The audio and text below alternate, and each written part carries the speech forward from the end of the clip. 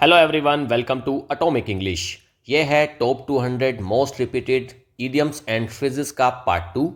Part 1 में हमने already 100 most repeated idioms and phrases cover कर लिए हैं। इन दोनों वीडियोस में हमने 200 मोस्ट रिपीटेड, जो कि हर एग्जाम में रिपीट होते हैं, उन सारे इडियम्स और फ्रेजेस को कवर कर लिया है, जो कि आपको हर एग्जाम में ज़रूर देखने को मिलेंगे। ईजिली आप 2-3 मार्क्स सिक्योर कर सकते हैं इन दो वीडियोज़ के थ्रू। ओके, तो चलिए, काफ़ी इंपॉर्टेंट क्लास है, इसको मिस ना करें। हर स्टूडेंट के लिए मस्ट वॉच है, आप इजीली सिक्योर करें अपने 2-3 मार्क्स। और इसी के साथ मैं आपको बताना चाहता हूँ, चैनल पर 200 most repeated one word substitution की भी वीडियोस अवेलेबल हैं। वहाँ से भी आपको ज़रूर 2-3 क्वेश्चंस देखने को मिलते हैं, तो उनको भी ज़रूर देख लें। उनका लिंक भी डिस्क्रिप्शन में अवेलेबल है। चलिए फिर शुरू करते हैं आज की class. But before we start, subscribe the channel for more important updates. तो अगला इडियम है go to the dogs. Go to the dogs का मतलब होता है बर्बाद होना। टू डिटीरियोरेट और बिकम रुइन। कोई चीज़ डिटीरियोरेट हो जाना, बर्बाद हो जाना, या फिर रुइन, वही सेम बात है। तो अच्छा देखो, कोई भी चीज़ है वो आप कुत्तों को कब फेंकते हो? जब कोई चीज़ खराब हो जाती है तभी तो आप उसको फेंकते हो। या फिर कुत्ते को अगर किसी ने कोई चीज़ फेंक दी है तो वो बर्बाद ही तो हो गई है। Ever since the new management took over, जब से नए मैनेजमेंट ने टुक ओवर करा है, the company has gone to the dogs. Company तब से क्या हो गई है? गॉन टू द डॉग्स मतलब बर्बाद हो गई है। कोई चीज़ कुत्ते को तभी फेंकते हैं जब वो बेकार हो जाती है, बर्बाद हो जाती है। तो पहला ये हो गया है कंप्लीट। आगे, हैंड इन ग्लव, इसका मतलब होता है मिली भगत में, working in close collaboration, often in a secretive और डिसऑनेस्ट वे। देखो, हैंड इन ग्लव, ग्लव का मतलब होता है दस्ताना जो हाथ में पहनते हैं उसको बोलते हैं ग्लव। और हाथ अगर आपका किसी के ग्लव में है तो मतलब आप उसके साथ मिले हुए हैं, आपकी मिली भगत है, आप कोलेबोरेशन में उसके साथ काम कर रहे हैं, और वो भी सीक्रेटिव और डिसऑनेस्ट वे, एक गलत तरीके से काम कर रहे होते हैं, उसको बोलते हैं hand in glove. The corrupt politicians, जो भ्रष्ट नेता होते हैं, पॉलिटिशियंस होते हैं, वर हैंड इन ग्लव, उनका क्या था? मिली भगत थी। किसमें? With the local mafia. तो लोकल माफिया से वो लोग मिले हुए थे। तो हैंड इन ग्लव का मतलब होता है उनके साथ में जुड़े हुए होना, उनके साथ में मिले हुए होना। हरक्यूलियन टास्क, ये होता है बहुत कठिन कार्य। अ टास्क रिक्वायरिंग ग्रेट स्ट्रेंथ और एफर्ट, एक ऐसा टास्क जिसमें बहुत ज़्यादा स्ट्रेंथ की और बहुत ज़्यादा एफर्ट की ज़रूरत पड़ती है, उसको बोलते हैं हरक्यूलियन टास्क। अच्छा देखो, बाहर ना विदेश में एक काफ़ी बड़ा योद्धा हुआ है, उसका नाम हुआ है हरक्यूलियन। ठीक है, हरक्यूलियस उसका नाम हुआ है। और उसको अब अच्छा, वो जो काम करता था ना हरक्यूलियस, वो सारे काम इतने खतरनाक काम करता था, जो बहुत डिफिकल्ट, बहुत ज़्यादा ताकत वाले काम होते थे वो उसको करता था। तो उसी उसी को बोल देते हैं कि अगर कोई काम हरक्यूलियन टास्क है जिसको केवल हरक्यूलियस कर सकता है, तो उसी को बोल देते हैं हरक्यूलियन टास्क, मतलब बहुत कठिन कार्य है। Cleaning up the entire city, पूरे शहर को एक साथ साफ करना, आफ्टर द स्टॉर्म, तूफान के बाद, वॉज अ हरक्यूलियन टास्क। देखो, पूरे शहर में स्टॉर्म आया है, तूफान आया है, तो उसके बाद अब पूरे शहर को साफ करना, तो मतलब ये काफ़ी बड़ा टास्क है, उसमें बहुत ज़्यादा स्ट्रेंथ और बहुत ज़्यादा एफर्ट लगेगा। तो वही हरक्यूलियन टास्क, मतलब एक बहुत कठिन कार्य है। Next, in the long run, ये तो सभी को पता होगा। इन द लॉन्ग रन मतलब लंबे समय में होता है। Over N extended period of time, काफ़ी लंबे समय में अगर कोई काम होगा उसी को बोलते हैं इन द लॉन्ग रन, या फिर एक लंबे अंतराल में। रेगुलर एक्सरसाइज, जो लगातार कोई काम चलता है। मे सीम टफ, जो रेगुलर एक्सरसाइज होती है, वर्कआउट आप लोग करते हो, मे सीम टफ, वो आपको भारी लग सकती हैं, बट इट बेनिफिट्स यू, लेकिन वो आपको बेनिफिट देती है इन द लॉन्ग रन, काफ़ी लंबे समय में, मतलब उसके आपको दूरगामी परिणाम मिलते हैं, जो बाद में आपको पता लगता है कि ये बहुत इंपॉर्टेंट रही है चीज़। तो वही हो गया in the long run. Kill two birds with one stone, एक स्टोन से दो बर्ड्स को मारना, मतलब एक तीर से दो निशाने लगाना। टू अचीव टू थिंग्स, दो चीज़ों को अचीव कर लेना विद अ सिंगल एक्शन, आपको एक काम कर रहे हो, उसी से आप दो एक चीज़ों को अचीव करवा रहे हो, तो उसी को बोलते हैं killing two birds with one stone. By cycling to work, he killed two birds with one stone, saving money and staying fit. देखो, बाय साइकिलिंग टू वर्क, वो अपने वर्क में, मतलब अपने काम के प्लेस पर, ऑफिस समझ लो इससे, कि वो अपने ऑफिस में कैसे जाता है? साइकिलिंग से, मतलब साइकिल से जाता है। He kill two birds with one stone, तो उसने क्या कर दिया है? एक तीर से दो निशाने लगाए हैं। मतलब क्या है उसका? कि उसने मनी भी सेव कर लिया है और वो फिट भी हो गया है। तो ऑफिस गया, उससे मनी भी सेविंग हो गई साइकिल से जाने से, और वो फिट भी हो गया, तो उसी को बोलते हैं killing two birds with one stone. आगे, लीव्स यू इन लर्च, मुसीबत में अकेला छोड़ देना, इसका मतलब होता है to abandon someone in a difficult situation, कोई आपको लर्च में छोड़ दे रहा है ना। आप लर्च ऐसे मान लो कोई मुसीबत है ना, मुसीबत को लर्च समझ लो, कोई लर्च है ना।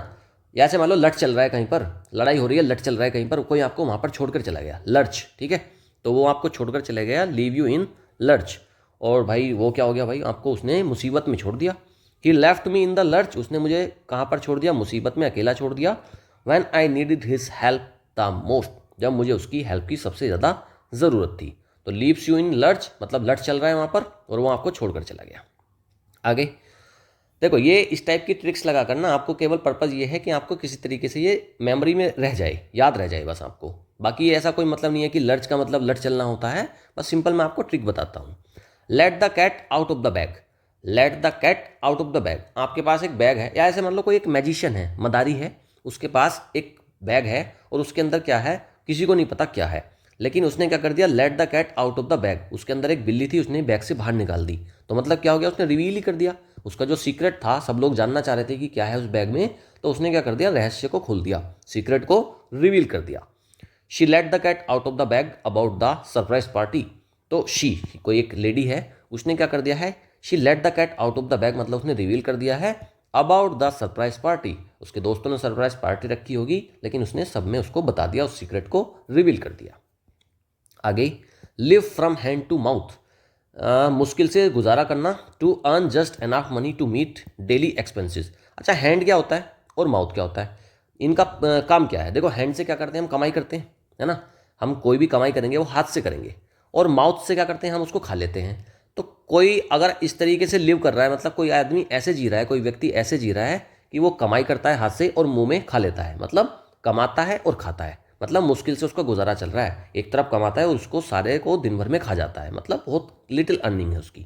तो to earn just enough money, बस इतने पैसे हैं टू मीट डेली एक्सपेंसेस के, उसके बस दिन के खर्चे चल रहे हैं किसी तरीके से, ना कोई सेविंग्स हो रही है और ना कोई उसका हो रहा है इन्वेस्टमेंट।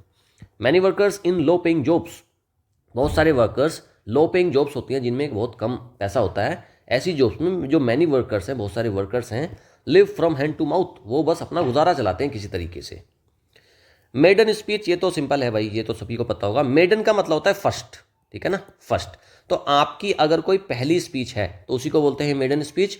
कोई भी प्राइम मिनिस्टर या फिर कोई भी नेता वगैरह कोई अगर जैसे भाषण दे रहा है पहली बार, तो बस उसकी मेडन स्पीच हो गई, वो पहली सार्वजनिक भाषण। A person's first speech specially in a formal setting, एक फॉर्मल सेटिंग में, है ना, तो वही अगर एक पहली स्पीच है तो उसी को बोलते हैं मेडन स्पीच। आप मुझे कमेंट करके बताइए, जो हमारे प्राइम मिनिस्टर हैं current, prime minister Narendra Modi, उन्होंने अपनी maiden speech as a prime minister कब दी थी, किस ईयर में दी थी, आप बस मुझे इतना बता दीजिए। तो बस यही बताना है। The young politician impressed everyone with his maiden speech, जो यंग पॉलिटिशियन है ना, उसने इंप्रेस कर लिया है एवरीवन मतलब सभी को, with his maiden speech. Young politician है, नया उभरता हुआ पॉलिटिशियन है कोई, उसने अपनी मेडन स्पीच मतलब पहली ही स्पीच से सभी को कर दिया है impress. Make a beeline for, सीधे किसी चीज या व्यक्ति की ओर जाना।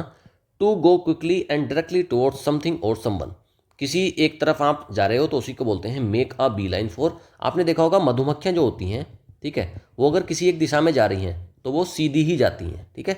तो मेक अ बी लाइन मतलब सीधे जा रहे हैं किसी की तरफ, तो उसको बोलते हैं make a beeline for. As soon as the store open, जैसे ही जो स्टोर था वो ओपन हुआ। Customers made a beeline for the sale items, customer ने क्या कर लिया, बी लाइन बनी मतलब सीधे वो चले गए स्टोर की तरफ, फॉर द सेल आइटम, जो आइटम सेल पर लगे थे उनको परचेज करने के लिए। Of and on, on end of, देखो कभी कभी का मतलब होता है कभी कोई चीज़ ऑफ हो रही है कभी ऑन हो रही है, तो मतलब कभी कभी है रुक रुक कर हो रही है वो, ओकेजनली या फिर नॉट कंटिन्यूसली, कंटिन्यूसली नहीं हो रही है, कभी वो रुक जा रही है कभी शुरू हो जा रही है। It has been raining off and on all day, वर्षा कैसे हो रही है, पूरे दिन वर्षा कैसे हो रही है, कैसे भाई, ऑफ एंड ऑन, कभी रुक रही है कभी हो रही है, तो मतलब रुक रुक कर हो रही है, ओकेजनली हो रही है। On tenterhooks, tenterhooks, बेचैनी से प्रतीक्षा करना। अच्छा, आपने कहीं पर टेंट लगा रखा है और उसमें हुक है, आप हुक पर बैठे हो, तो मतलब आप काफ़ी ज़्यादा बेचैन हो, नर्वसली आप किसी चीज़ का वेट कर रहे हो। In a state of nervous suspense, आपको सस्पेंस बना हुआ है, आप किसी चीज़ की बेचैनी से प्रतीक्षा कर रहे हो, वरना तो आप टेंट के अंदर बैठ के करोगे ना प्रतीक्षा, लेकिन आप बेचैन हो, कंफ्यूज हो, नर्वस हो, इसलिए आप टेंट के हुक पर बैठकर आप प्रतीक्षा कर रहे हो किसी की। She was on tenterhooks waiting for her exam results. She was on tenterhooks, वो कहाँ है? टेंटर हुक्स मतलब बेचैन है, काफ़ी बेचैनी से वेटिंग कर रही है किस चीज़ के लिए? फॉर हर एग्जाम रिजल्ट्स, मतलब अपने एग्जाम के परिणामों के लिए, रिजल्ट के लिए। वंस एंड फॉर ऑल, एक बार और हमेशा के लिए, तो मीनिंग इससे ही क्लियर हो गया। वंस एंड फॉर ऑल, एक बार और हमेशा के लिए, मतलब फाइनली या फिर डिसाइसिवली आप किसी काम को करना चाह रहे हो कि भाई आज इस काम को करके ख़त्म करेंगे, तो वही है वंस एंड फॉर ऑल। आप सभी को भी प्रिपेयर करना चाहिए, तैयारी करनी चाहिए अपनी जॉब सिलेक्शन के लिए for once and for all. आपको हमेशा के लिए आपके अनएम्प्लॉयमेंट को ख़त्म करने के लिए for once and for all आपको तैयारी करनी चाहिए। He decided to solve the issue, उसने इशू को सोल्व करने का डिसाइड किया है वंस एंड फॉर ऑल, हमेशा के लिए। आउट ऑफ द ब्लू, अचानक, अनएक्सपेक्टेडली को बोलते हैं आउट ऑफ द ब्लू। देखो आकाश कैसा होता है? ब्लू होता है ना, ब्लू कलर का होता है आकाश। वहाँ से कोई चीज़ अचानक से गिर गई, वहाँ से कोई चीज़ गिरेगी तो अचानक ही तो गिरेगी। आप देख रहे हो आपको कुछ नहीं दिखाई दे रहा, लेकिन अचानक से वो चीज़ गिर गई, तो वो क्या हो गया? Out of the blue. He called me out of the blue, उसने क्या हुआ है? मुझे अचानक से कॉल किया है। आफ्टर 5 years, कोई दोस्त है 5 साल से, उसका कोई फ़ोन नहीं आया, बट ही सडनली कॉल्ड, तो उसका क्या मतलब है? आउट ऑफ द ब्लू, अचानक, सडनली। ठीक है जी, आगे। स्ट्रेन एवरी नर्व, देखो स्ट्रेन का मतलब होता है जोड़ देना, एवरी नर्व, अपनी नर्व होती है नस, हर एक नस पर अगर आप जोड़ दे रहे हो तो मतलब आप पूरी तरीके से मेहनत कर रहे हो। To put in maximum effort, अपने जो मैक्सिमम एफर्ट्स हैं उनको लगा देना। The athlete strained every nerve to win the race. Athlete ने क्या करा है? एथलीट होते हैं जो रेस रनिंग वगैरह करते हैं, तो उसने क्या करा है? ही स्ट्रेन्ड एवरी नर्व, उसने पूरी मेहनत, पूरे मैक्सिमम एफर्ट्स लगाए हैं to win the race, race को जीतने के लिए। आपको भी क्या करना चाहिए? You should strain every nerve to get selected in government job examination. Okay, आगे। Take with a pinch grain of salt, take with a pinch या फिर take with a grain of salt, संदेह से देखना। To not believe something completely, आप किसी चीज़ को कंप्लीटली ब्लाइंडली बिलीव नहीं कर रहे हो, संदेह से देख रहे हो, सस्पेक्ट कर रहे हो, डाउट कर रहे हो, उसी को बोलते हैं टेक विद अ पिंच या फिर take with a grain of salt. देखो, टेक विद अ पिंच, आप हर चीज़ में पिंच कर कर देख रहे हो, उसको छू कर देख रहे हो, पिंच कर कर देख रहे हो, तो मतलब आपको डाउट है कि ये ठीक है या नहीं है। आप फ्रूट्स वगैरह खरीदने जाते हो तो आप कैसे देखते हो उसको? You take it with a pinch, है ना, उसको छू कर देखते हो। या फिर take with a grain of salt, एक ऐसा ग्रेन, देखो ग्रेन तो सिंपल होता है, उसमें ना कोई मीठा होता है ना फिर वैसा होता है वो नम का, लेकिन अगर कोई ग्रेन ऑफ सोल्ट, आप उसमें नमक चेक कर रहे हो, तो मतलब उसको आप संदेह से देख रहे हो, डाउटफुल है। You should take his promises, आपको उसकी प्रोमिसेस को कैसे लेना चाहिए? With a pinch of salt, एक संदेह के तरीके से लेना चाहिए, आपको उसको डाउटफुली देखना चाहिए उसके प्रोमिसेस को। टेक्स आफ्टर, ये होता है किसी से मिलना जुलना, रिजेंबल करना, या फिर अपने किसी एक फैमिली मेम्बर से। होता है ना, कुछ बच्चे अपने पापा की तरह होते हैं बिल्कुल देखने में, एज इट इज़, वो उनका अपीयरेंस भी वैसा ही है, उनकी वॉइस भी ऐसी है, उनके काम भी वैसे ही होते हैं, तो उसका मतलब होता है टेक्स आफ्टर, मतलब आपने उसको उनसे मिलते जुलते हो।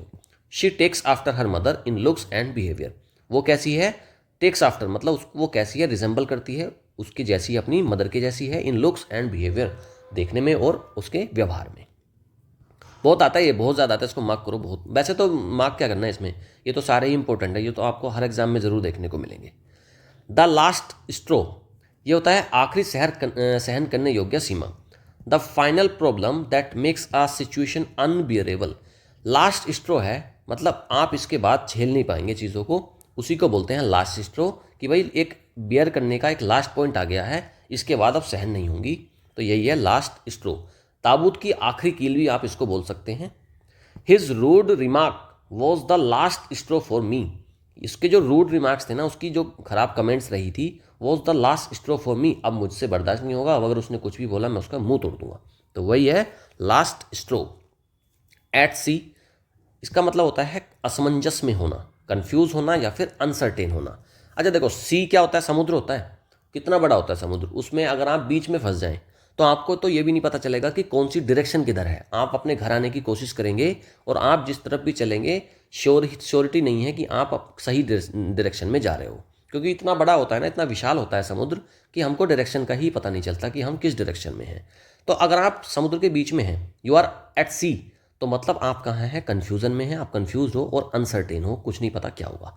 और वैसे भी वहाँ पर सुनामी वगैरह या फिर बीच में कुछ भी हो सकता है। आई वॉज एट सी, मैं कन्फ्यूज था, अनसर्टेन था while solving the complex math problem, जब मैं सॉल्व कर रहा था मैथ की कॉम्प्लेक्स प्रॉब्लम को तो मैं कंफ्यूज था। टू ब्रिंग टू लाइट, ये तो सिंपल है, उजागर करना, किसी चीज़ को आप लाइट में ला रहे हो मतलब आप रिवील कर दे रहे हो या फिर एक्सपोज कर रहे हो किसी चीज़ को। The investigation brought to light many hidden facts, investigation हुई, जांच हुई, उससे क्या हो गया, ब्रॉट टू लाइट, काफ़ी ज़्यादा चीज़ें रिवील हो गई, मैनी हिडन फैक्ट्स, जो बहुत सारे हिडन फैक्ट्स थे, छुपे हुए तथ्य थे, वो सामने आ गए। आगे, to jump on the bandwagon, किसी लोकप्रिय चीज़ में शामिल होना, इसको बोलते हैं to jump on the bandwagon. To follow a trend और पॉपुलर एक्टिविटी, कोई एक ट्रेंड चल रहा है या पॉपुलर एक्टिविटी चल रही है उसमें शामिल हो। देखो बैंड वैगन है, एक वैगन मतलब एक गाड़ी आ रही है, उसमें बैंड है मतलब उसमें म्यूजिक बज रहा है, तो वो मतलब ट्रेंड में आ रहा है, जो नया ट्रेंडिंग गाना चल रहा था वो उसमें उस बैंड के में बज रहा है, आप उसमें शामिल हो गए, आप भी नाचने लगे। तो टू जंप, आप जंप करिए आपने एकदम से और आप नाचने लगे। To jump on the bandwagon मतलब किसी ट्रेंड में या पॉपुलर एक्टिविटी में शामिल हो जाना। आजकल जो टिकटॉक वगैरह में जो रील्स चल रही हैं, तो जो ट्रेंडिंग गाने होते हैं तो उसमें भी तो यही होता है, जो आजकल के जो ये टिकटॉकर्स हैं या फिर इसमें इंस्टाग्राम के जो इन्फ्लुएंसर्स हैं, ये भी तो क्या करते हैं, they jump on the bandwagon, वो जो ट्रेंड चल रहा होता है उसी पर रील्स बना देते हैं।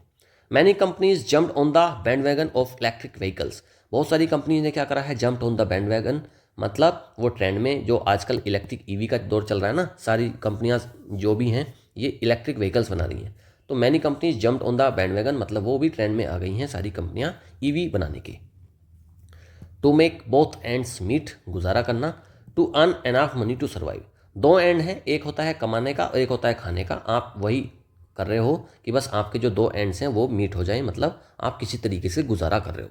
After losing his job, job को खोने के बाद ही struggle to make both ends meet, तो वो अपनी एंड्स मतलब बोथ एंड मतलब आप अपनी गुजारा भी करने के लिए वो परेशान है, वो जॉब उसकी लॉस्ट हो गई है।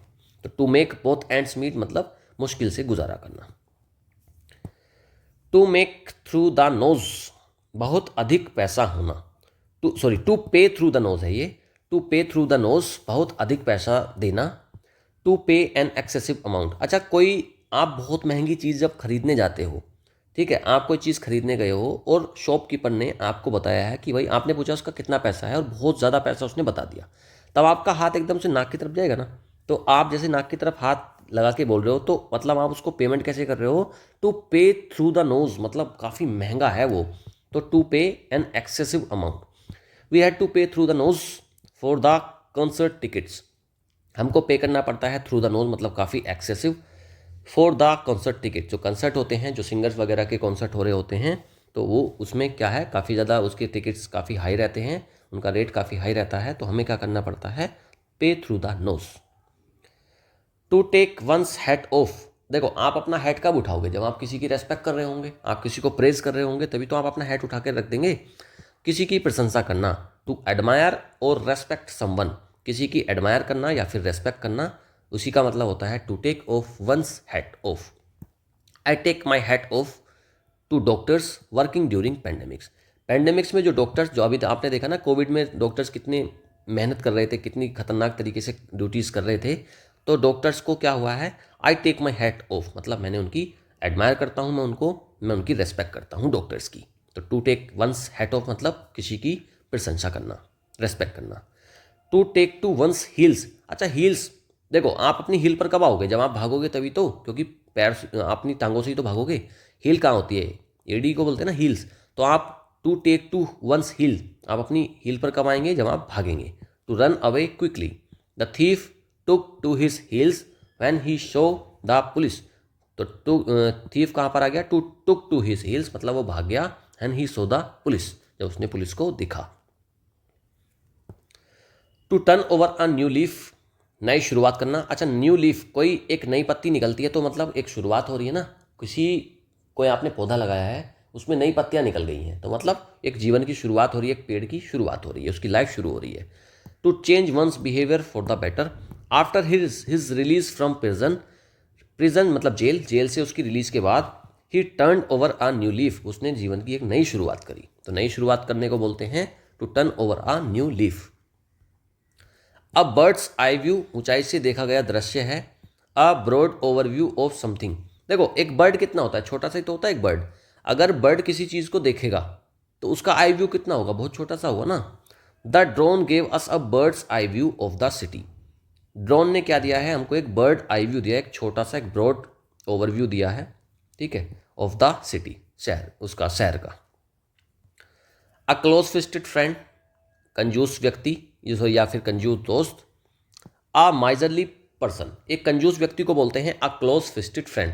कहते हैं ना कि ये इसका हर चीज़ में ये हाथ खींच लेता है अपना, है ना, हर चीज़ में ये हाथ खींच के चलता है। तो क्लोज फिस्टेड जो वो दोस्त होते हैं जो कंजूस होते हैं, जो बिल्कुल खर्चा नहीं करते, दूसरों से ही पार्टी लेते रहते हैं। He never shares his money, वो अपना मनी कभी शेयर नहीं करता। He is a close fisted friend, वो क्या है, एक क्लोज फिस्टेड फ्रेंड है। तो वही कंजूस दोस्त हो गया। अ ड्रॉप इन अ बकेट, देखो बकेट होती है, बाल्टी काफ़ी बड़ी होती है, अगर आप उसमें एक ड्रॉप डालेंगे, एक सिंपल सी ड्रॉप डाल देंगे तो वो तो बहुत छोटा सा है ना, बहुत छोटी मात्रा को बोलते हैं a drop in a bucket. A very small amount compare to what is needed, एक बहुत छोटा सा अमाउंट है in comparison to what is needed, ज़रूरत से बहुत कम चीज़ है कोई, तो वो है a drop in a bucket. Donating ₹10 to charity is just a drop in the bucket, charity में आप 10 रुपये का दान देते हो तो वो क्या है, that is just a drop in the bucket, बहुत छोटी मात्रा है वो। अ ग्रीन होन, ये होता है एक अनुभवहीन व्यक्ति, एन इनएक्सपीरियंस्ड पर्सन। अच्छा ऐसे मान लो कोई एक जानवर है, उसके हॉर्न होता है, सींग, उसके सींग है, आप उस पर जैसे किसी, आप बुल मान लो, किसी बुल पर आप सवार हो गए, उस पर बैठ गए, लेकिन वो क्या हुआ, वो थोड़ी देर के बाद वो आपको एक फील्ड में ले गया जहाँ पर घास थी, और थोड़ी देर बाद उसने आपको पटक के मारा, तो मतलब वो कैसा था, इनएक्सपीरियंस था। या ग्रीन होन, उसका होन हो गया घास में ग्रीन, तो उसने पटकी लगाई और अपने सींगों को उसने घास में एकदम से रगड़ा, तो उसका हॉर्न हो गया ग्रीन, उसका सींग हो गया ग्रीन, तो मतलब वो कैसा था, इनएक्सपीरियंस था, इसलिए उसने आपको गिरा दिया और चोट लग गई आपके। अगर वो एक्सपीरियंस्ड होता तो उसका जो हॉर्न है वो ग्रीन नहीं होता, क्योंकि वो आपको फेंकता नहीं और अपने सींगों को रगड़ता नहीं। तो अ ग्रीन हॉर्न है, एक इनएक्सपीरियंस्ड पर्सन है। He is a green horn in business, business में वो क्या है, एक ग्रीन हॉर्न है, एक इनएक्सपीरियंस्ड पर्सन है। सो ही नीड्स गाइडेंस, तो उसको क्या चाहिए, गाइडेंस चाहिए। अ मैन ऑफ लेटर्स, विद्वान व्यक्ति को बोलते हैं अ स्कॉलरली पर्सन, कोई एक व्यक्ति है जिसके पास बहुत सारे लेटर्स आते हैं और वो खुद भी बहुत सारे लेटर्स लिखता है, तो इसका मतलब क्या है, वो बहुत विद्वान व्यक्ति है, एक स्कॉलरली पर्सन है। Doctor Sharma is a man of letters, doctor Sharma क्या है, एक मैन ऑफ लेटर्स, मतलब एक बहुत पढ़े लिखे विद्वान व्यक्ति हैं इन द लिटरेरी वर्ल्ड में। अ मैन ऑफ स्ट्रो, कमजोर व्यक्ति को बोलते हैं a person of little influence और स्ट्रेंथ, जिसके अंदर बहुत कम ताकत है। अच्छा कोई व्यक्ति है, कोई एक पर्सन है जो जूस पी रहा है स्ट्रो के साथ में, है ना, स्ट्रो पाइप के साथ में पी रहा है कोई जूस, तो कोई अगर व्यक्ति कोई हेल्दी है तो वो तो ऐसे ही गिलास से पी लेगा ना, लेकिन कोई व्यक्ति अगर स्ट्रो के साथ पी रहा है तो उसका मतलब वो कमजोर व्यक्ति है। ही टॉक्स बिग, वो बड़ी बातें करता है, but he is just a man of straw, लेकिन वो क्या है, एक कमजोर व्यक्ति है। अ मैन ऑफ स्ट्रो मतलब वो एक वीक व्यक्ति है, कमजोर व्यक्ति है। अ मेयर्स नेस्ट, भ्रम या फिर अव्यवस्थित स्थिति को बोलते हैं अ कंफ्यूज्ड इल्यूजरी सिचुएशन, एक कंफ्यूजन की स्थिति को बोलते हैं अ मेयर्स नेस्ट। देखो मेयर होती है घोड़ी, है ना, घोड़े, हॉर्स घोड़ा, मेयर होती है घोड़ी फीमेल। अगर उसका नेस्ट है, मतलब वो नेस्ट मतलब घोंसला, वो घोंसला बना दिए, तो मतलब वो कन्फ्यूजन में ही तो है, घोड़े उसमें घोंसले में कैसे रह लेगी मेयर, तो वो क्या है, कन्फ्यूजन में है।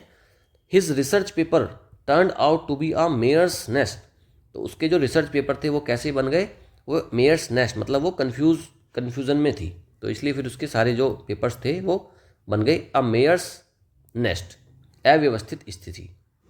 आगे, अ needle in a hey stack, बहुत कठिन चीज खोजने को बोलते हैं a needle in a hey stack.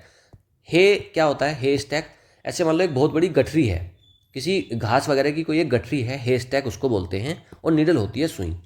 आपकी सुई खो गई है और आप उसको ढूंढ रहे हो एक घास की हे स्टैक में, गठरी में, तो मतलब आप बहुत कठिन काम कर रहे हो ना, एक छोटी सी नीडल, छोटी सी सुई आपको कहाँ मिल जाएगी उसमें। Something extremely difficult to find, कोई बहुत ही मुश्किल चीज़ है ढूंढने के लिए, उसको बोलते हैं a needle in a haystack. Finding a lost earring earring in the park was like finding a needle in a haystack, तो वही है, आप एक ईयर रिंग को, ईयर रिंग है ये, अरिंग नहीं है, ईयर रिंग है, ईयर मतलब कान, रिंग मतलब कुंडल वगैरह को बोलते हैं। तो finding a lost ear ring in the park, park में आप अपना एक ईयर रिंग ढूंढ रहे हो, was like finding a needle in अ हेस्टेक, तो काफ़ी कठिन काम है। अ वेट ब्लैंकेट, ये होता है उत्साह कम करने वाला व्यक्ति। A person who spoils the fun, एक ऐसा व्यक्ति जो फन को स्पॉइल कर देगा, बिगाड़ देगा, तो उसी को बोलते हैं अ वेट ब्लैंकेट। अच्छा, वैसे आपको सर्दी लगी है और आपका ब्लैंकेट वेट हो, तो फिर वो क्या कर देगा, सारी चीज़ों को बिगाड़ देगा, आपको और ज़्यादा बीमार कर देगा। तो एक उत्साह को कम करने वाले व्यक्ति को बोलते हैं अ वेट बकेट, सॉरी ब्लैंकेट, अरे ब्लैंकेट है भाई, कंबल, हाँ कंबल है ना, तो आपका कंबल गीला है, तो मतलब एक ऐसा व्यक्ति जो स्पॉइल करता है फन को। He is such a wet blanket at parties, वो क्या है, एक वेट ब्लैंकेट है पार्टीज में, मतलब एक पार्टी को खराब करने वाला व्यक्ति है। अकील्स हील, इसका मतलब होता है कमजोरी, अ पर्सनस वीक पॉइंट। अकील्स कोई एक बहुत बड़ा योद्धा हुआ है विदेश में, दूसरे देशों में, और वो क्या हुआ है, उसको ना किसी से हारता नहीं था कभी भी, लेकिन अचानक से एक बार क्या हुआ, वो सो रहा था, रेस्ट कर रहा था, और उसको किसी ने एक तीर मार दिया उसके पैर में, हील में, उसके पैर में तीर मार दिया, उससे उसकी डेथ हो गई। तो अकील्स हील मतलब कमजोरी होती है, एक किसी व्यक्ति का वीक पॉइंट होता है, उसी को बोलते हैं Achilles heel. His short temper is his Achilles heel, मतलब उसकी वो क्या है, वो कमजोरी है। All moonshine, all moonshine होती है बकवास, नॉनसेंस या फिर फॉल्सहुड। ऑल मून शाइन क्या हो गया भाई, अच्छा मून कब शाइन करता है, रात में करता है, लेकिन अगर मैं कहूँ कि हमेशा ऑल मून शाइन, हमेशा ये मून शाइन करता है, रोशनी मून की हमेशा रहती है, तो ये तो बकवास है ना, नॉनसेंस बात है। तो ऑल मून शाइन मतलब नॉनसेंस या फिर झूठी बात, falsehood. His claims about being a millionaire, उसके करोड़पति बनने के जो क्लेम्स थे, वर ऑल मूनशाइन, ये सब बकवास थी, नॉनसेंस था। एट लोगर हेड्स, झगड़ालू स्थिति, इन अ स्ट्रॉन्ग डिसएग्रीमेंट, देखो इसको दो तरीके से लिखो, लोगर हेड, ठीक है, तो लोग कहाँ हैं, आपके हेड, मतलब आपके सर पर आकर लोग चढ़ गए हैं, तो मतलब एक झगड़ालू स्थिति हो गई है। लोग आपके सर पर कब आके चढ़ते हैं, जब आपसे झगड़ा हो जाता है। इन अ स्ट्रॉन्ग डिसएग्रीमेंट मतलब at loggerheads. The two politicians were at loggerheads over the issue, एक मुद्दे के ऊपर दो पॉलिटिशियंस कहाँ थे, वर एट लोगर हेड्स, मतलब उनके अंदर झगड़े की स्थिति में थे वो। Ball is in your court, ये तो सिंपल है, आपकी बारी है अब। It is now your decision और रिस्पॉन्सिबिलिटी, बॉल आपके कोर्ट में है, मतलब आप उसको लात मारोगे, मतलब आप अगला डिसीजन आप लोगे, तो उसी को बोलते हैं ball is in your court. I have given you all the details, मैंने आपको सारी डिटेल्स दे दी हैं। Now the ball is in your court, और अब बॉल आपकी कोर्ट में है, मतलब आपकी बारी है, अब आप डिसीजन लेंगे। Be glad to see the back of, किसी के जाने से खुश होने को बोलते हैं be glad to see the back of. Back आप किसी की कब देखते हो, जब कोई जा रहा होता है तभी तो देखते हो, और आप अगर ग्लैड हो, आप खुश हो, आप किसी को जाता हुआ देख रहे हो, तब आप खुश हो। To be happy when someone leaves, अच्छा कुछ होते हैं ना, कुछ गेस्ट आते हैं घर पे, और वो काफ़ी ज़्यादा वियर्ड होते हैं गेस्ट, तो बच्चे क्या सोचते हैं, ये कब जाएगा यार, कब खुश होगा, तो कुछ ऐसे गेस्ट आते हैं कि जो वो जाते हैं तो बच्चे उनको जाता हुआ देख कर खुश हो जाते हैं। She was glad to see the back of her annoying roommate, वो खुश थी अपने रूममेट्स को, अनोइंग मतलब परेशान करने वाला था, उसको जाता हुआ देखकर। बैक मतलब आप इसीलिए है ना, जैसे कोई जाता है तो हम उसकी बैक ही तो देखते हैं, पीछे से तो हमको देखता है वो, आगे तो वो जा रहा होता है, तो वही है be glad to see the back of. Bear the palm, जीत हासिल करने को बोलते हैं bear the palm. To win a prize और विक्ट्री, कोई एक प्राइज जीत रहे हो आप, है ना, या फिर कोई एक विक्ट्री हो रही है, तो बियर द पाम मतलब आपकी हथेली भर गई। कोई जैसा आप कोई प्राइज जीतते हो, कोई विक्ट्री होती है, तो आपकी हथेली भर जाती है ना, तो बियर द पाम मतलब वही प्राइज जीतना या फिर विक्ट्री का होना। He bore the palm in the national debate competition, national debate competition में उसने क्या करा है, ही बोर द पाम, उसने क्या कर लिया है, जीत हासिल कर ली है, विक्ट्री उसको मिल गई है या फिर प्राइज मिला है। बाइट द बुलेट, ये होता है मुश्किल हालातों का सामना करना। To bravely endure a painful और डिफिकल्ट सिचुएशन, आप किसी सिचुएशन का काफ़ी ज़्यादा ब्रेवली उसको सामना कर रहे हो, पेनफुली, है ना, कोई डिफिकल्ट सिचुएशन है, आप उसका बहुत मुश्किल हालातों से सामना कर रहे हो, उसी को बोलते हैं बाइट द बुलेट। अच्छा बुलेट क्या होती है, आयरन की बनी होती है ना, लोहे की होती है बुलेट, आप उसको काट रहे हो, तो मतलब काफ़ी मुश्किल काम कर रहे हो। He had to bite the bullet and accept the low paying job, उसको क्या करना पड़ रहा है, बाइट द बुलेट, काफ़ी मेहनत से काम करना पड़ रहा है, and accept the low paying job, और लो पेइंग जॉब को एक्सेप्ट करना पड़ रहा है। इसको हिंदी में इस तरीके से भी तो बोल देंगे, लोहे के चने चबाना। हाँ वही है ना ये, बाइट द बुलेट मतलब लोहे के चने चबाना, कोई काफ़ी मुश्किल भरा कार्य करना। ब्लैक शीप परिवार या समूह का बदनाम सदस्य, a person who is considered a disgrace to a family और ग्रुप। होता है ना, कोई फैमिली है, वो काफ़ी प्रतिष्ठित फैमिली है, लेकिन उसमें क्या है, वो एक ब्लैक शीप है, तो मतलब एक बदनाम व्यक्ति है, एक धब्बा है वो अपनी पूरी फैमिली के ऊपर।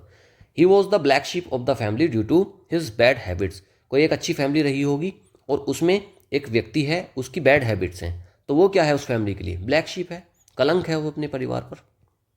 आगे, ब्रेक न्यू या फिर ब्रेक फ्रेश ग्राउंड, नई शुरुआत करने को बोलते हैं, ब्रेक न्यू करना या फिर फ्रेश ग्राउंड होना, to do something innovative. The scientist broke new ground in cancer research. Scientist ने क्या करा है, ब्रोक न्यू ग्राउंड मतलब उनको एक नई रास्ता मिला है इन कैंसर रिसर्च, कैंसर रिसर्च में। बटरफ्लाइज इन द स्टमक, घबराहट महसूस करने को बोलते हैं, butterflies in the stomach, a nervous feeling in the stomach. देखो अगर आपके पेट में बटरफ्लाई है तो बटरफ्लाई का क्या काम होता है, कभी वो इधर उड़ती है और कभी इधर उड़ती है, तो वो इधर उधर अपोजिट डायरेक्शन में उड़ती रहती है।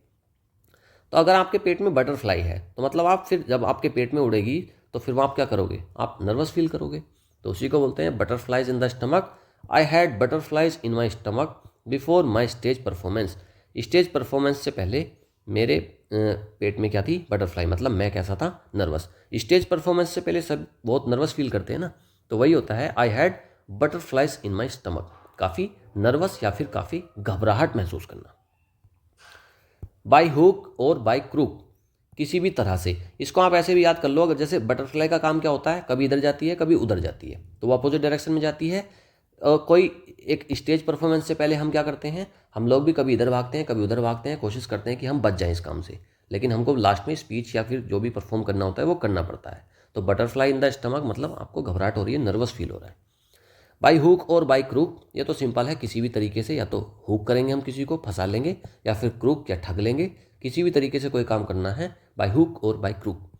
By any means necessary, he was determined to pass the exam by hook और बाई क्रूक, किसी भी ढंग से किसी भी तरीके से उसको क्या करना था, एग्जाम को पास करना था। अगला है काउच पोटैटो, ये होता है आलसी व्यक्ति, a person who watches a lot of TV and do little exercise.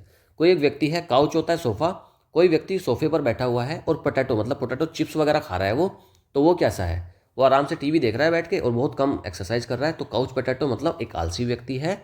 My brother is a couch potato on weekends, weekends में मेरा भाई कैसा है, एक काउच पोटैटो है, एक काफ़ी लेजी पर्सन है।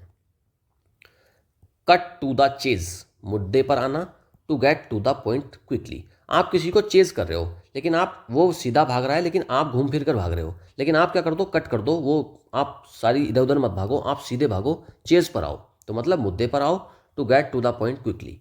Let's cut to the chase and discuss the main problem.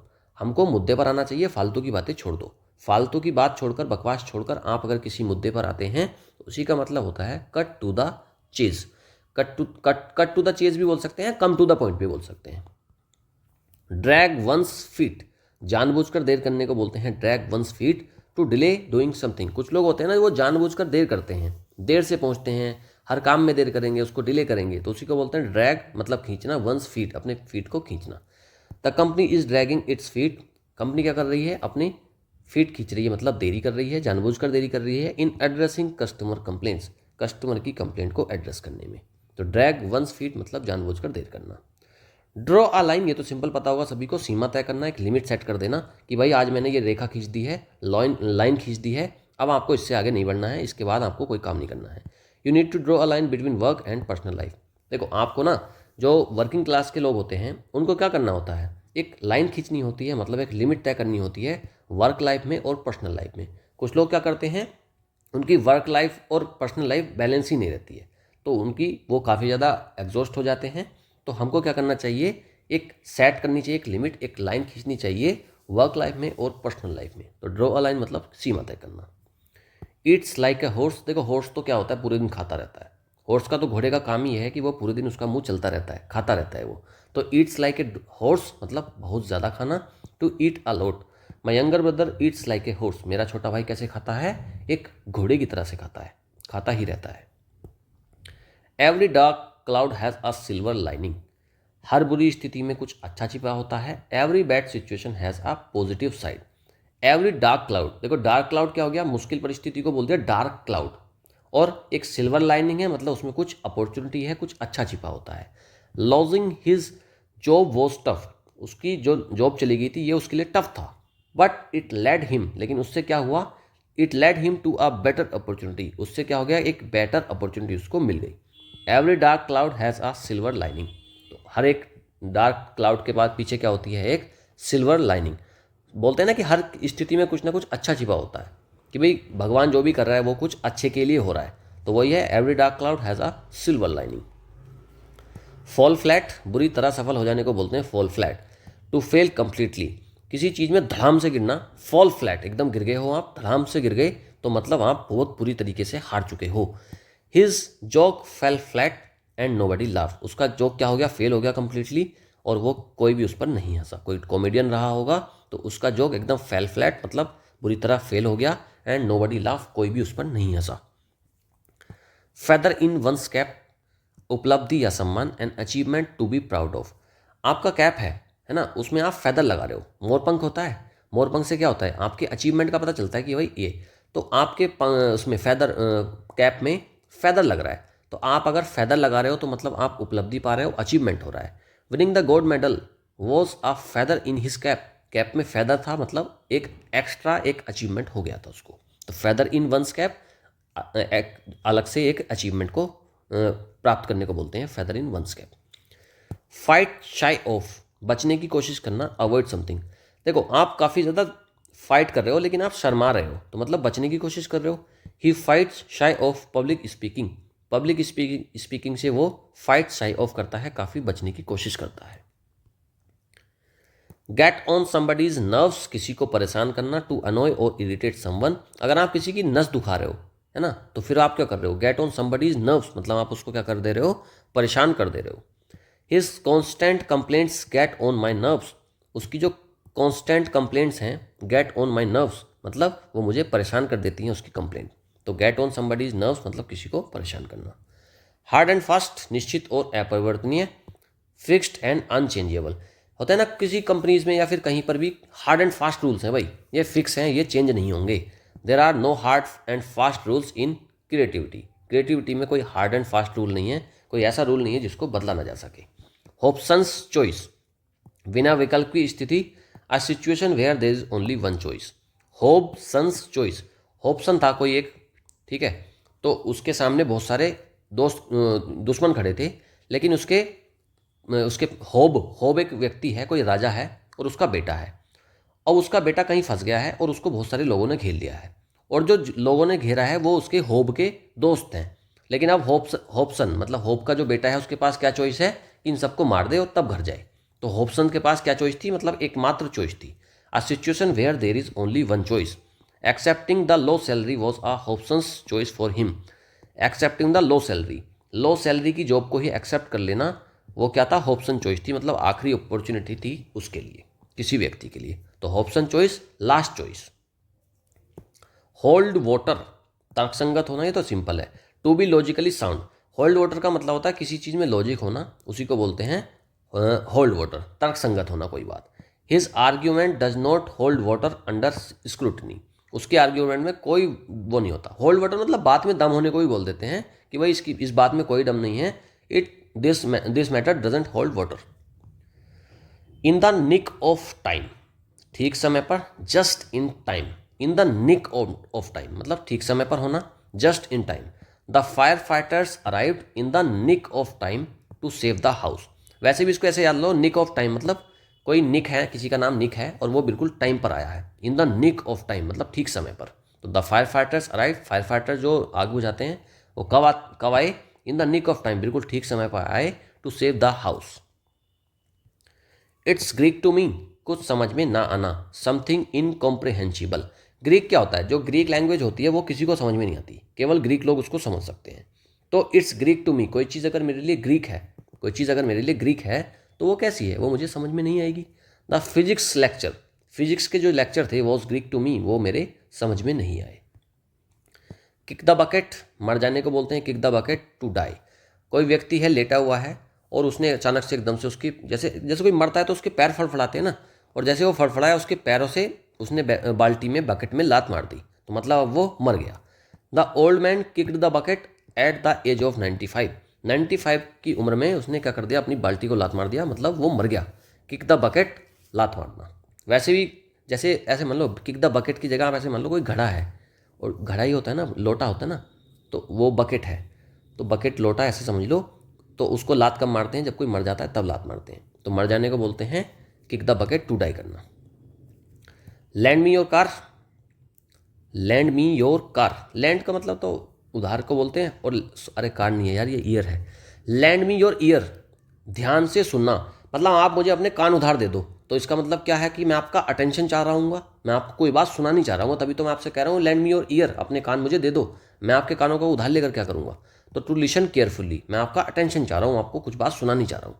Please land me your year, मुझे अपने कान लैंड कर दो, मतलब मेरी बात को ध्यान से सुनो। दिस इज इंपॉर्टेंट, ये इंपॉर्टेंट है। लेट स्लीपिंग डॉग्स लाई, पुराने झगड़े ना छेड़ना।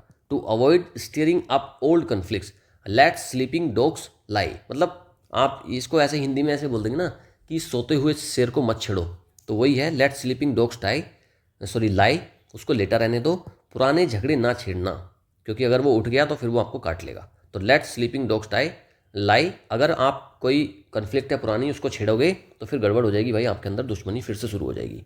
तो लेट स्लीपिंग डॉग्स लाई, इसको हिंदी में ऐसे ही बोल देते हैं कि पुराने गड़े मुर्दे मत उखाड़ो। It's best to let sleeping dogs lie and not discuss that argument, ये अच्छा होता है कि आप पुराने झगड़े को ना छेड़ें, and not discuss that argument, और उस आर्ग्यूमेंट को ना करें। निप इन द बड, शुरुआत में ही समस्या को रोक देना। To stop something before it grows, bud क्या होता है, कोई फूल होता है ना, फ्लावर, तो उसकी एक बड होती है, कली होती है, लेकिन आपने अगर उसमें निप मार दी, एक उसमें सुई चुभो दिया, कुछ भी कर दिया, निप कर दिया उसमें, तो फिर क्या हो जाएगा, वो वहीं पर डिस्ट्रॉय हो जाएगी, वो आगे नहीं बढ़ेगा, वो फूल नहीं बनेगा। The teacher nipped the bad behaviour in the bud, तो टीचर ने क्या कर दिया, nip the bud of bad behaviour को उसने शुरुआत में ही खत्म कर दिया। नो लव लॉस्ट बिटवीन, दो लोगों के बीच नफरत को बोलते हैं म्यूचुअल डिसलाइक, दोनों की तरफ से डिसलाइक है, नफरत है, उसी को बोलते हैं no love lost.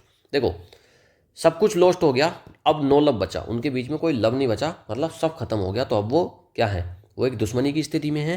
There is no love lost between two rival politician, दो पॉलिटिशियन राइवल पॉलिटिशियंस हैं, उनके बीच में क्या हो गया है, नो लव लॉस्ट, मतलब वो अब दुश्मनी में है। पे लिप सर्विस, केवल दिखावे की प्रशंसा को बोलते हैं pay lip service. To say something but not act on it, कुछ कहना लेकिन उस पर एक्ट ना करना, तो पे लिप सर्विस है, आप केवल कह रहे हो, उस काम को कर नहीं रहे हो।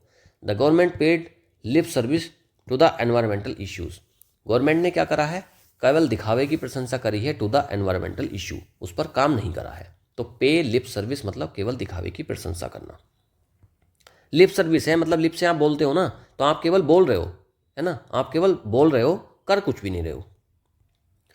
पुल अ लॉन्ग फेस, दुखी या फिर उदास होना, कहते हैं काहे मुंह लटकाए खड़े हो, तो पुल अ लॉन्ग फेस मतलब काहे मुंह लटकाए खड़े हो, तो वही है टू लुक अनहैप्पी, मुंह लटकाने का मतलब है कि आप उदास हो। ही पुल्ड अ लॉन्ग फेस, वो काफ़ी दुखी था, after hearing the bad news सुनने के बाद। रूल द रूस्ट, शासन करना। टू बी इन कंट्रोल, इसको तो सिंपल ऐसे समझ लो ना, आप पूरे रूस पर रूल कर रहे हो, तो मतलब शासन कर रहे हो। इन आवर हाउस, हमारे घर में, माई grand mother rules the roost, मेरी ग्रैंड मदर का रूल है, मतलब वो शासन करती है, उन्हीं की बात मानी जाती है। In our house my grand mother rules the roost, वो रूल करती है पूरे घर पर, मतलब शासन है, उनका कब्जा है। सॉल्ट ऑफ द अर्थ, बहुत अच्छा और ईमानदार व्यक्ति। A very good and honest person, salt of the earth मतलब अर्थ का ये सॉल्ट है, नमक है। देखो जो नमक उसमें सॉल्ट जो होता है, सॉल्ट ऑफ द अर्थ को कैसे ट्रिक बनाए इसकी। अच्छा, सॉल्ट को कैसे यूज़ करा जाता है कि भाई कहते हैं ना कि तुमने मेरा नमक खाया है, तो नमक का मतलब क्या है कि अब आप ईमानदार रहोगे, आप मेरे प्रति लॉयल रहोगे। कोई व्यक्ति सॉल्ट ऑफ द अर्थ है मतलब बहुत अच्छा और ईमानदार व्यक्ति है, तो वही हो गया a very good and honest person. He is the salt of the earth, वो बहुत ईमानदार व्यक्ति है। ऑलवेज हेल्पिंग अदर्स, हमेशा दूसरों की हेल्प करता है। Throw question to the winds, लापरवाही से कार्य करना। टू एक्ट रेक्टलेसली, देखो विंड हवा चल रही है बहुत तेज और आपने अपनी थ्रो क्वेश्चन कर दिया है। क्वेश्चन होती है अपनी चौकन्ना रहने को बोलते हैं क्वेश्चन, तो आप चौकन्ना नहीं है, आपने थ्रो क्वेश्चन मतलब फेंक दी है कोई चीज़, विंड चल रही है लेकिन फिर भी आपने कोई चीज़ फेंक दी, तो मतलब आप लापरवाही से कार्य कर रहे हो। He threw caution to the winds and invested all his savings in stocks. उसने क्या करा है, लापरवाही से काम करा है। And invested all his savings in stocks, और अपनी सारी सेविंग्स कहाँ पर लगा दी हैं, स्टॉक्स में लगा दी हैं, मतलब मार्केट में लगा दी है। थ्रो इन द टॉवल, हार मानने को बोलते हैं throw in the towel, to give up. अच्छा, टॉवल बांध, जैसे कोई दो पहलवान हैं, वो क्या करते हैं, टॉवल बांध के तो लड़ते हैं, वो लंगोट बांध के तो लड़ते हैं, लेकिन उसने क्या कर दिया, थ्रो कर दिया टॉवल को, मतलब वो उसने फेंक दी अपनी टॉवल, तो कब फेंकेगा वो, और जब वो हार मान जाएगा तभी तो फेंकेगा। आफ्टर मैनी फेल्ड अटैम्प्ट्स, काफ़ी फेल अटैम्प्ट होने के बाद, he finally threw in the towel, उसने क्या कर दिया है, टॉवल को फेंक दिया है। Throw in the towel. To be fair and square, fair and square तो भाई ईमानदार को बोलते हैं, बहुत ज़्यादा ऑनेस्ट है, फेयर है और स्क्वायर है, तो उसी को बोलते हैं to be fair and square. He won the match fair and square, उसने काफ़ी ईमानदारी के साथ में ऑनेस्ट वे में मैच को जीता है। टू बी टेकन अबैक, चौंक जाने को बोलते हैं to be taken aback. To be surprise और शॉक्ड, सरप्राइज हो जाना या फिर शॉक हो जाना, उसी को बोलते हैं to be taken aback. I was taken aback by her rude response, मैं उसके रूड रेस्पॉन्स से कैसा था, चौकन्ना था, चौंक गया था मैं। टू ब्लेज अ ट्रेल, नई राह दिखाना। टू पायोनियर समथिंग न्यू, देखो टू ब्लेज अ ट्रेल, कोई एक पूंछ है तो आप उसमें उसमें आपने ब्लेज कर दी, मतलब आग लगा दी, तो मतलब अब वो जहाँ पर तक भी चलेगी वो आपको दिखाई देगा, तो नई राह दिखाने को बोलते हैं to blaze a trail. To pioneer करना या फिर किसी चीज़ नई चीज़ को शुरुआत करना। She blazed a trail in the field of AI research, एक एआई रिसर्च की उसमें क्या कर दिया है उसने, ब्लेज अ ट्रेल, ऐसे ना मशाल जला दी उसने, है ना, उसको बोलते हैं मशाल जला दी एकदम उसने, तो एक नया काम कर दिया उसने, शुरुआत कर दी किसी चीज़ की। To blaze a trail. To burn the midnight oil, रात भर मेहनत करने को बोलते हैं to burn the midnight oil. To work late into the night. अच्छा, पहले क्या होता था, जब जो इलेक्ट्रिसिटी वगैरह की दिक्कत होती थी, तो तब क्या होता था, लोग एक जो वैसा था ना, एक लैंप होता था जिसको आप लेंटेन भी बोलते हैं जिसको, तो उससे आप पढ़ाई वगैरह करते थे, तो रात में आप उसको जलाते थे, उसमें क्या डलता था, एक ऑयल डलता था, लेकिन रात को आपने उसमें ऑयल डाला, एक सर्टेन अमाउंट क्वांटिटी ऑफ उसमें ऑयल है, आप रात को पढ़ रहे हो, काफ़ी रात हो गई और वो अचानक से उसमें उसका ऑयल ख़त्म हो गया, तो टू बर्न मतलब जला देना, मिडनाइट ऑयल, आधी रात हो गई, आपने पूरा ऑयल ख़त्म कर दिया, जला दिया, तो मतलब आप रात भर मेहनत कर रहे थे। He burn the midnight oil to prepare for his exams, अपने एग्जाम को प्रिपेयर करने में वो क्या करता है, he burn the midnight oil, वो काफ़ी ज़्यादा मेहनत करता है देर रात तक। टू कॉल अ स्पेड, सच्चाई को स्पष्ट रूप से कहना। To speak frankly and honestly, भाई आप कोई स्पेड है, कोई तलवार है, तलवार को तलवार बोल रहे हो, तो मतलब आप सही को सही बोल रहे हो, स्पष्ट रूप से बोल रहे हो। She always call a spade no matter the consequences, अब कुछ उसको कोई परवाह नहीं है कि परिणाम क्या होंगे, वो किसी भी चीज़ को सच्चाई से ऑनेस्टली बोल देती है। कुछ लोग होते हैं ना, किसी बात को बिल्कुल सामने मुंह पर बोल देंगे, तो उनको कोई परवाह नहीं रहती कि भाई इसका क्या परिणाम होगा, क्या होगा, तो वही होता है टू कॉल अ स्पेड, किसी एक चीज़ को बिल्कुल ऑनेस्टली बोल देना। अब लंगड़े को लंगड़ा बोलते हो, कोई व्यक्ति अगर लंगड़े को लंगड़ा बोलता है और लंगड़ा हो जाता है फिर काफ़ी ज़्यादा इरिटेट, तो फिर वो मारता है उसको, तो लंगड़े को लंगड़ा बोलना क्या है, to call a spade. To go run around in circles, बिना किसी प्रगति के व्यस्त रहना। To keep doing something without making progress, circle में है ना, टू गो या फिर to run around the circle, आप सर्किल में घूम रहे हो, तो मतलब क्या है, कोल्लू के बैल बने हुए हो, आप कोई काम लगातार कर रहे हो लेकिन उसका कोई रिजल्ट नहीं आ रहा, उसमें कोई प्रोग्रेस नहीं हो रही। We were running around in circles trying to fix the issue, हम क्या कर रहे थे, सर्कल में घूम रहे थे, मतलब बिना किसी प्रगति के काम कर रहे थे, trying to fix the issue को फिक्स करने में। To make up one's mind, ये तो सिंपल है, अपने मन को मना लेना, किसी चीज़ में डिसाइड कर लेना, उसी को बोलते हैं to make up one's mind, मन बना लेना, ठीक है, मन बना लेना, उसी को बोलते हैं to make up one's mind, या फिर निर्णय लेना, डिसाइड करना। He finally made up his mind to quit the job, उसने फाइनली क्या कर लिया, डिसीजन बना लिया है किस चीज़ का, टू क्विट द जॉब छोड़ने का, उसने मन बना लिया है। टू पुट अप विद, इसका मतलब होता है सहन करना, टॉलरेट करना। She has to put up with a lot of pressure at work, उसको क्या करना पड़ता है, पुट अप विद मतलब झेलना पड़ता है, टॉलरेट करना पड़ता है अ लॉट ऑफ प्रेशर, काफ़ी ज़्यादा प्रेशर, एट वर्क, काम पर। टू शेड क्रोकोडाइल टीयर्स, ये तो सिंपल है, क्रोकोडाइल के कोई आंसू थोड़ी ना आते हैं, क्रोकोडाइल तो झूठा दिखावा करता है, उसी को बोलते हैं to shed crocodile tears. To pretend to be sad, आप दुखी हैं नहीं, लेकिन आप प्रिटेंड कर रहे हो, दिखावा कर रहे हो, उसी को बोलते हैं crocodile shed, to shed crocodile tears. She shed crocodile tears when his scheme was exposed, उसने क्या करा है, दिखावा करा है झूठ का, when his scheme was exposed, जब वो उसकी स्कीम एक्सपोज्ड हो गई, सबके सामने आ गई। एक इसी के जैसा और होता है, वो मुझे याद अभी तो नहीं आ रहा, एक ऐसा क्या होता है, to shed crocodile tears, wolf cry भी बोल सकते हो ना आप उसको, भेड़िए की जो आप अफवाह उड़ा रहे हो कि भेड़िया आ गया, भेड़िया आ गया, वो भी है ना झूठा दिखावा करना, तो झूठ बोलना, प्रिटेंड करना चीज़ों को। टू टेक स्टॉक ऑफ, स्थिति का जायजा लेना, टू टेक स्टॉक ऑफ का मतलब होता है स्थिति का जायजा लेना। टू इवेल्युएट अ सिचुएशन, किसी सिचुएशन को आप इवेल्युएट कर रहे हो, तो मतलब टू टेक स्टॉक ऑफ, किसी स्थिति का आप जायजा ले रहे हो। मैनेजर ने क्या करा है, to took stock of companies financial health, उसने क्या करा है, स्थिति का जायजा लिया है कंपनी की फाइनेंशियल हेल्थ का। तो टू टेक स्टॉक ऑफ मतलब स्थिति का जायजा लेना।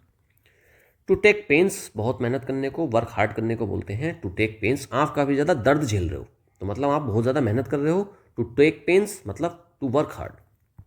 ही to great pains to make the project successful, उसने क्या करा है, काफ़ी ज़्यादा मेहनत करी है।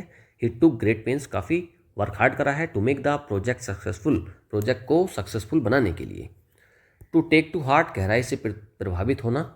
To be deeply affected by something, to take to heart, आप किसी चीज़ को दिल पर ले गए हैं, मतलब आप उससे काफ़ी ज़्यादा अफेक्ट हुए हैं। She took his harsh words to heart and cried, उसने क्या कर लिया है, उसके वर्ड्स को क्या कर लिया है, टू टेक टू हार्ट, उसने अपने दिल पर ले ली। किसी चीज़ को आप हार्ट मतलब दिल से लगा लेते हो ना, तो आप उससे काफ़ी ज़्यादा अफेक्ट हो जाते हो, प्रभावित हो जाते हो, तो उसी को बोलते हैं टू टेक टू हार्ट, किसी चीज़ से दुखी हो जाना, वही है to take to heart. Turn a blind eye, जानबूझकर अनदेखा करना। टू इग्नोर समथिंग इंटेंशनली, आप किसी चीज़ को आपने ब्लाइंड आई कर ली, आपने किसी चीज़ को देखकर अपनी आंखें बंद कर ली, मतलब आप जानबूझकर उसको अनदेखा कर रहे हो, इग्नोर कर रहे हो। The teacher turn a blind eye to the minor mistake, एक माइनर मिस्टेक पर टीचर ने क्या करा है, टर्न अ ब्लाइंड आई मतलब उसको इग्नोर करा है। अप इन आर्म्स, बहुत गुस्से में। टू बी वेरी एंग्री, आपका हाथ कब उठता है, जब आप बहुत गुस्से में होते हो तभी तो हाथ उठता है। आप बोलते हो ना, धमकी देते हो किसी की, भाई मान जा मेरा हाथ उठ जाएगा, तो मतलब आप बहुत गुस्से में हो, अगर हाथ उठ गया है अप इन आर्म्स मतलब आपका बहुत गुस्से में हो, आप बहुत ज़्यादा एंग्री हो। The employees were up in arms over the salary cuts, employees क्या थे, बहुत ज़्यादा गुस्से में थे, अप इन आर्म्स थे, उनके हाथ उठ गए थे, ओवर द सैलरी कट्स की हमारी सैलरी काटी कैसे, तो अब उनकी आर्म्स अप हो गई। और वैसे भी जब कोई गुस्से में होता है, जैसे नारेबाजी भी होती है, कहीं पर कोई प्रोटेस्ट हो रहा है तो हाथ को उठाकर नारेबाजी करी जाती है ना, कि मार देंगे, काट देंगे, हाय हाय, इस तरीके से, तो हाथ ऊपर उठता है, तो अप इन आर्म्स मतलब बहुत गुस्से में है। वैनिश इनटू थिन एयर, अचानक गायब हो जाना। टू डिसअपियर सडनली, वैनिश का मतलब यही होता है गायब हो जाना, इनटू थिन एयर मतलब अचानक से गायब हो जाना। The thief vanished into thin air before the police arrive, police के आने से पहले चोर क्या हो गया, अचानक से सडनली डिसअपियर हो गया, वैनिश हो गया, गायब हो गया।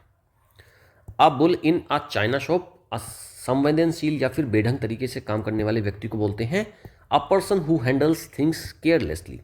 देखो, चाइना शॉप है, एक चाइना की एक शॉप है और उसमें बुल बढ़ गया, और आपने देखा कि यार इस चाइना शॉप में बुल बढ़ा हुआ है, तो मतलब एक ऐसा पर्सन आया है, अब वो चीज़ों को बिखेर देगा। चाइना शॉप है, चाइना के मोबाइल की शॉप है, एक उसमें बुल बढ़ गया, अब वो क्या करेगा, उठा उठा के फेंकेगा सारी चीज़ों को। तो मतलब एक ऐसा पर्सन जो हैंडल करता है चीज़ों को बहुत केयरलेसली, उसको बोलते हैं a bull in a China shop. He was like a bull in a China shop at the antique store, antique store पर वो कैसा था, एक संवेदनशील असंवेदनशील व्यक्ति था जो चीज़ों को बहुत गंदे तरीके से हैंडल करता था, carelessly. A carrot and stick approach, ये तो सिंपल है, कैरेट और मतलब गाजर और उसकी वाली जो छड़ी वाली जो अप्रोच होती है, इनाम और सज़ा दोनों का इस्तेमाल करना। Using both rewards and punishment to achieve something, आप पहले किसी को गाजर दिखा रहे हो कि भाई ले ये खा ले, और वो नहीं मान रहा तो फिर आप उसको स्टिक से पिटाई कर रहे हो उसकी, तो ये एक ऐसी अप्रोच हो गई कि आप इनाम भी दे रहे हो और सज़ा दोनों का इस्तेमाल कर रहे हो, तो वही है ये।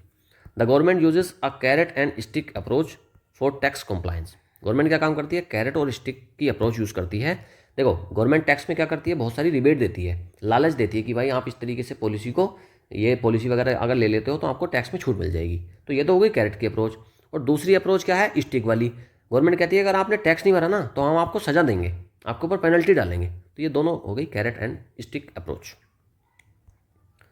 अ चेंज ऑफ हार्ट, विचारों में बदलाव हो जाना। देखो कहते हैं ना मेरा हार्ट बदल गया, मेरा हार्ट चेंज हो गया, मेरा दिल पिघल गया। तो वही है विचारों में बदलाव, आपका एटीट्यूड या फिर आपका ओपिनियन बदल गया। He had a change of heart and decided to apologise, उसका दिल बदल गया, उसका मन बदल गया, हृदय परिवर्तन हो गया। और ही डिसाइडेड, उसने क्या डिसाइड किया, टू अपोलोजाइज, माफ़ी मांगने का। अ हॉर्नेट्स नेस्ट, मुश्किल स्थिति खड़ी करना। अ ट्रबल सम सिचुएशन, एक हॉर्नेट एक पक्षी होता है ना, अगर आप उसके नेस्ट के आसपास भी चले गए तो वो आपकी आंखें फोड़ देगा। तो अ हॉर्नेट्स नेस्ट एक ऐसी मुश्किल स्थिति खड़ी करने को बोलते हैं, a hornet's nest. The new law stirred up a hornet's nest of protest, एक नई जो लॉ आया ना, जो नया कानून आया, उससे क्या हो गया, चीज़ें भड़क गई और उससे क्या खड़ा हो गया, एक हॉर्नेस्ट मतलब एक ट्रबलसम सिचुएशन खड़ी हो गई ऑफ प्रोटेस्ट में। अ लाफिंग स्टॉक, मजाक का पात्र। अ person who is ridiculed by others, एक ऐसा व्यक्ति है जिसको रिडिक्यूल करा जाता है, जिसकी मजाक उड़ाई जाती है दूसरे लोगों के द्वारा। अ लाफिंग स्टॉक, एक ऐसा स्टॉक है, एक ऐसा व्यक्ति है जिस पर हर कोई हंसता है, लाफिंग स्टॉक है। हिज पुअर स्पीच, उसकी जो पुअर स्पीच थी, उसकी जो भद्दी स्पीच थी, मेड हिम, उसने उसको क्या बना दिया है, एक लाफिंग स्टॉक, एक ऐसा व्यक्ति बना दिया है एट द कॉन्फ्रेंस में कि जिस पर सब हंसेंगे। अ लाइव वायर, ऊर्जावान व्यक्ति को बोलते हैं। अ हाईली एनर्जेटिक और एंथुजियास्टिक पर्सन, वायर क्या होता है भाई, वायर जैसे तार वगैरह होते हैं ना, उसमें क्या चलती है, एनर्जी, लाइट, इलेक्ट्रिसिटी दौड़ती है ना वायर में, मतलब इलेक्ट्रिसिटी मतलब एनर्जी। कोई व्यक्ति अगर लाइव वायर है, एकदम जिंदा तार है जिसमें इलेक्ट्रिसिटी चल रही है, तो वो काफ़ी ज़्यादा कैसा होगा, ऊर्जावान होगा, एनर्जेटिक होगा और एंथुसियास्टिक होगा। She is a live wire, वो क्या है, एक काफ़ी ज़्यादा एनर्जेटिक पर्सन है। Was always full of energy, उसके अंदर हमेशा एनर्जी भरी हुई है। ये लाइव वायर है ना, उसमें बिजली चल रही है, तो वही है अ लाइव वायर, मतलब एक बहुत ही energetic person. A lot on your plate, आपकी प्लेट में बहुत सारी चीज़ें हैं, बहुत सारी जिम्मेदारियां होना। To have many task to handle, आपकी प्लेट भरी पड़ी है जिम्मेदारियों से। तो a lot on your plate मतलब बहुत सारी जिम्मेदारियां होना, आपको सब कुछ बियर करना है। I have a lot on my plate, मेरे पास बहुत सारी जिम्मेदारियां हैं, with work and studies, work को, काम को लेकर और पढ़ाई को लेकर। अ सी चेंज, सी मैंने बताया सी बहुत बड़ा होता है, समुद्र बहुत बड़ा होता है, कोई एक सी चेंज है मतलब बहुत बड़ा बदलाव होगा वो। अ सिग्निफिकेंट ट्रांसफॉर्मेशन, एक बहुत बड़ा ट्रांसफॉर्मेशन होगा। There has been a sea change, एक बहुत बड़ा बदलाव हुआ है in technology over the years, पिछले सालों में टेक्नोलॉजी में क्या हुआ है, बहुत बड़ा बदलाव हुआ है, एक सी चेंज है। अब बोर्ड, अब बोर्ड तो काफ़ी ज़्यादा रिपीट होता है, तो ये तो आपको याद अभी रट गया होगा। पूरी तरह ईमानदार होना और कानूनी, ऑनेस्ट एंड लीगल। देखो कोई एक बोर्ड है, आप कोई एक आपने एग्ज़ाम क्वालिफाई कर लिया है और अब आपका होना है इंटरव्यू। तो उस इंटरव्यू में एक बोर्ड है, उसमें कई सारे लोग हैं, पैनल में बोर्ड है वो। आप वहाँ पर गए, वो आपसे सवाल पूछ रहे हैं, ठीक है, लेकिन आप उनसे भी ज़्यादा जवाब दे रहे हो। वो आपसे जो भी सवाल पूछ रहे हैं आप उनसे ऊपर जवाब दे रहे हो, मतलब आप उस बोर्ड से भी अबव हो, मतलब आप बहुत ज़्यादा ऑनेस्ट हो, लीगल हो। His business dealings are completely above board, उसकी जो बिजनेस डीलिंग्स है वो कंप्लीटली कैसी हैं, बहुत ज़्यादा ईमानदार और लीगल हैं। Actions speak louder than words, ये तो सिंपल है, इसको ऐसे ही याद हो जाएगा ये। कार्य शब्दों से ज़्यादा मायने रखते हैं। What you do is more important than what you say, action जो आप एक्शन लेते हो वो तेज़ी से बोलते हैं देन योर वर्ड्स, आप बोलने में ज़्यादा विश्वास मत रखो, आप करने में रखो। बहुत से बच्चे होते हैं कहते हैं कि भाई इस बार हमारी जॉब लग जाएगी, कहते फिरते हैं हमारी जॉब लग जाएगी, सब में ढिंढोरा पीट देते हैं, लेकिन फिर उनकी जॉब नहीं लगती। तो आपने एक्शन नहीं लिया, आपने केवल मुंह से बोला है, आपके केवल वर्ड्स आए हैं, लेकिन अगर आप एक्शन लोगे तो फिर चीज़ें अलग होंगी। तो action speaks louder than words. Instead of promising, promise करने की बजाय show your love, action speaks louder than words. तो आप प्रॉमिस करने की बजाय अपना लव दिखाओ, क्योंकि एक्शन क्या होते हैं, कार्य शब्दों से ज़्यादा मायने रखता है। अलाइव एंड किकिंग, पूरी तरह स्वस्थ और सक्रिय, हेल्दी एंड एक्टिव। देखो आप जिंदा हैं और आप किक मार रहे हो, मतलब आप एक्टिव हो, तो हेल्दी भी हो और एक्टिव भी हो। आफ्टर द सर्जरी, सर्जरी के बाद he is alive and kicking, अब वैसा कैसा है, वो ज़्यादा फिट है, alive and kicking. All and sundry होता है सभी लोग, एवरीवन सभी को बोलते हैं, एवरीवन मतलब all and sundry. The invitation was open to all and sundry, मतलब सभी के लिए इन्विटेशन क्या था, ओपन था, कोई भी आ सकता था। कोई पार्टी हो रही है, कोई बड़े आदमी की पार्टी हो रही है, और उसमें उसने कहा रखा है कि भाई ये पूरा सभी के लिए है। जैसे भंडारा होता है ना, तो भंडारा क्या होता है, ऑल एंड सन्ड्री, सभी के लिए होता है, कोई भी आ जाओ, उसमें तो ओपन इन्विटेशन है। अगला है to see the light at the end of the tunnel. ये बहुत प्यारा है, बड़ा अच्छा लगता है मुझे ये। मुश्किल समय के बाद आशा की किरण देखना, to see hope after a difficult period. आप बहुत ज़्यादा परेशान हैं, बहुत ज़्यादा आप डिफ़िकल्ट पीरियड से गुजर रहे हो, लेकिन फिर आप एक होप देखते हो बिल्कुल लास्ट में। तो to see the light at the end of the tunnel. After months of struggle, महीनों के स्ट्रगल के बाद, she finally saw the light at the end of the tunnel when she got a job offer. और finally उसको क्या मिला है, एक बहुत ही आशा की किरण देखने को मिली है, when she got a job offer. आप भी जैसे तैयारी कर रहे हो, काफ़ी महीनों से, काफ़ी सालों से आप लोग तैयारी कर रहे हो, लेकिन अगर आप तैयारी करते रहेंगे पूरी ईमानदारी के साथ और मेहनत के साथ, तो आपका क्या होगा, you will see the light at the end of the tunnel. जो सुरंग है उसके बाद में लाइट देखना, मतलब आप क्या देखेंगे कि आपकी जॉब लग जाएगी लास्ट में और आपको मिलेगी एक आशा की किरण। ओके, तो ये इसी के साथ हमारे 200 most important most repeated idioms and phrases complete हो गए हैं। बहुत इंपॉर्टेंट है ये, इन सबको आप ज़रूर अच्छे से पढ़ लें, 2-3 बार पढ़ लो, ये आपको बिल्कुल रट जाएंगे। हर एग्ज़ाम में यहाँ से क्वेश्चंस मिलते हैं, 2-3 ईडियम्स तो आपको ज़रूर ही मिल जाते हैं। तो ये ईडियम्स एंड फ्रेजेस कंप्लीट करो। और अगर आपको हमारे एफर्ट्स अच्छे लग रहे हैं, वीडियो अच्छी लगती है, तो इसको आप लाइक करें, ज़्यादा से ज़्यादा इसको शेयर करें, फैलाएं, सभी में, सभी दोस्तों को आप फैलाएं।